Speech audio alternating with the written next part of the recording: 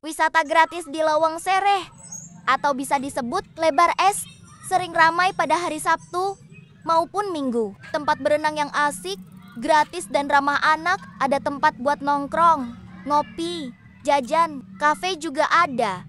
Bagi yang bawa mobil, tempat wisata ini sangat mudah diakses, dekat dari Kosambi, Perumahan Kartika Residen, Perumahan Citra Kebun Mas, Terminal Klari, Stasiun Klari, Stasiun Cikampek, dan dari Kota Karawang cuma 25 menit. Tempat wisata yang gratis ini dekat dengan Desa Benggel yang asri dan adem, masih banyak pepohonan dan sawah